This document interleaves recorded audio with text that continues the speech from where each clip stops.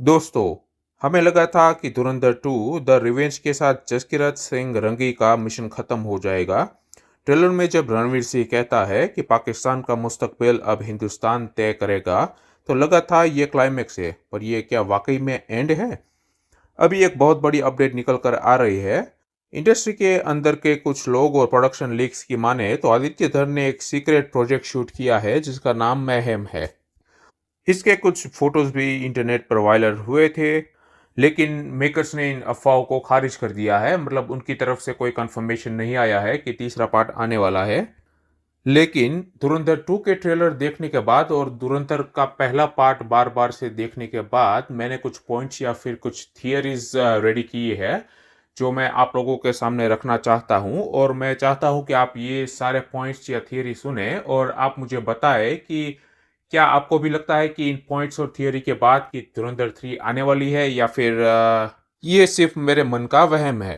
अब हम बात करने वाले हैं मेरे पहले पॉइंट की या फिर मेरे पहली थियरी की। तो हम स्टार्ट करते हैं धुरंधर 2 के ट्रेलर से। अब ट्रेलर में हमें दिखाया गया है कि रहमान डकैत की मौत हो जाती है और उसके बाद लियारी में दंगे पसरने लगते हैं, क्योंकि हर कोई लियारी पे कंट्रोल करना चाहता है, जो भी गैंग्स वगैरह है वो। और यहाँ पर हमजा जो है वो अपनी सूझबूझ और बहुत सारी वायलेंस से वापस से कंट्रोल पाना चाहता है। और आई एम श्योर कि ये जो सीन रहेगा वायलेंस वाला, ये आई थिंक 15 से 20 मिनट का तो मिनिमम रहेगा ही रहेगा। अब हम बात करेंगे दूसरे पॉइंट की, जहां पर हमें बताया गया था कि जो हमजा है वो एक्चुअल में जसकीरत सिंह रंगी था।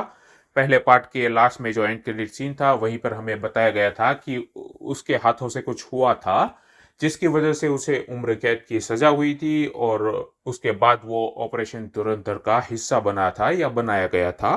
तो हमें बेसिकली ये दिखाया जाएगा कि उसकी पास्ट लाइफ क्या थी, वो क्या करता था, कौन था, और उसके हाथों से ऐसा क्या हुआ था कि जिसकी वजह से ये सब हुआ।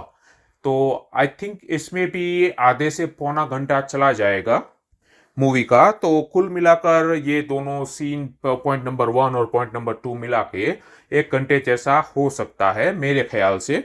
अब ये सीन आगे पीछे भी दिखाए जा सकते हैं। मतलब कि जैसे ये जो जसकीरत सिंह रंगी है उसका वहीं से मूवी स्टार्ट हो सकती है, उसके पास्ट की वजह से या पास्ट दिखाकर। या फिर वो लियारी पर कब्जा करने वाला जो सीन है वो भी पहले आ सकता है। ये तो सिर्फ मेकर्स ही बता सकते हैं या फिर जिन्होंने मूवी देखी है वही बता सकते हैं। अब बात करते हैं तीसरे पॉइंट की, जहां पर हमजा की शादी होती है और शादी वाली रात ही वो एक डायरी खोल के बैठता है जहां पर इनविजिबल इंक से लिखा हुआ होता है कुछ लोगों का नाम, और वो कुछ केमिकल डाल के उन्हें अपीयर करता है डायरी पर। तो अगर आप ये फोटो में देख सकते हैं, उन सभी के नाम है यहाँ पर, और आप क्लियरली देख सकते हैं यहाँ पर 5 लोग हैं, जिनमें से 2 के लोकेशन अननोन है। मतलब वो लोग अभी कहाँ है पाकिस्तान में वो किसी को पता नहीं है। और जो 3 लोग हैं उनको लास्ट में कहाँ देखा गया था उसके बारे में लिखा हुआ है। और जो राइट साइड का पेज है वहां पर वो रहमान डकैत का नाम लिखता है, मतलब कि अब बारी उसकी है। और मैं आपको बता दूं कि ये जो लेफ्ट पेज पे जो नाम लिखे हुए हैं उन पर कहीं पे भी क्रॉस नहीं किया गया है। इसका मतलब है कि ये सारे लोग अभी जिंदा है। उसके बाद हम आते हैं पॉइंट नंबर 4 पे, जो 26/11 का मुंबई के ताज होटल पर जो हमला हुआ था उसमें कौन कौन शामिल था, उसका जो असला बारूद या जो कोई भी चीज़ें थी वो जो डिमांड करते हैं आईएसआई के मेजर इकबाल। तो उस टाइम पे उस रूम में जो जो लोग भी हाजिर थे, उन लोगों के नाम जो है वो लास्ट में जब मूवी खत्म होती है उससे पहले जब रहमान डकैत मर जाता है तो हमजा एक बार फिर से डायरी लेकर बैठता है। और उसी डायरी में जो इनविजिबल इंक से नाम लिखे हुए होते हैं ये इन्हीं लोगों के नाम थे जिन्होंने 26/11 का जो हमला करवाया था। और सब लोग उसमें शामिल थे और बड़े मजे से स्क्रीन पर देखकर उसके मजे लूट रहे थे। अब यहाँ पर भी ये 5 लोगों के नाम है और लास्ट में एक नाम लिखा है बड़े साहब। अब ये बड़े साहब कौन है ये किसी को नहीं मालूम है, क्या करता है, कहाँ पे रहता है, ये किसी को कुछ मालूम नहीं है। अगर बड़े साहब का नाम अभी के लिए हम इग्नोर करें तो यहाँ पर भी 5 नाम हो जाते हैं। मतलब 5 लोगों के नाम है जो इसके टारगेट पे है। तो आगे का अगर हम फिर से वापस फोटो देखते हैं तो वहां पर 5 नाम थे और यहाँ पर 5 नाम है, और कोई भी नाम क्रॉस मैच नहीं हो रहा है। मतलब वो 5 लोग अलग है, ये 5 लोग भी अलग ही है। तो कुल मिला के हो गई ये 10 नाम। अभी ये जो 10 लोग हैं ये इसके मतलब हमजा के टारगेट पर है या फिर उसके मिशन के टारगेट पर है। अब बात करते हैं बड़े साहब की। तो बड़े साहब कौन है, क्या करता है, कहाँ पर है, कुछ हमें कुछ नहीं पता है। ये इन लोगों से कैसे मतलब कनेक्शन है उसका कुछ भी नहीं मालूम है। तो हो सकता है कि ये जो बड़े साहब है उसकी एक नई थियरी या फिर उसका कुछ नया कनेक्शन हमें दिखाया जा सकता है। तो उसके लिए भी थोड़ा टाइम मूवी में हम लेके चल सकते हैं। तो कुल मिलाकर यहाँ पर 11 लोग हो चुके हैं बड़े साहब को मिलाकर। अब हम सीधी सीधी बात करें तो 11 लोगों के अलावा भी कोई कोई दुश्मन है हमजा के। एक तो रहमान डकैत का जो भाई था जो उसके साथ हर वक्त रहता था, तो वो भी एक जब उसको पता चलेगा कि हमजा ने ये सब किया था या फिर उसके भाई को मारा था तो वो भी एक दुश्मन या फिर उसको भी एक टारगेट हम समझ सकते हैं। दूसरा है खनानी ब्रदर्स में से दूसरा भाई जो अपने भाई के साथ मिलकर सब वो पैसे की हेरा फेरी या फाइनेंशियल या फिर नकली नोटों का जो कारोबार था वो चला रहा था, वो भी एक हो सकता है। अब जो तीसरा है वो डेविड हेडली जिसका नाम है, और वो हमें वो जो असला बारूद की डिमांड की गई थी पहली बार तब वहां पर एक जो व्हाइट मैन दिखा था मतलब गोरा आदमी दिखा था, तो उसका नाम वो है और उसका नाम उन 10-11 लोगों के लिस्ट में कहीं पर नहीं था, तो ये भी एक टारगेट हो सकता है। यहाँ पर हो गए और 3 नाम। चौथे नाम की मैं बात करूं तो वो है अरशद पप्पू।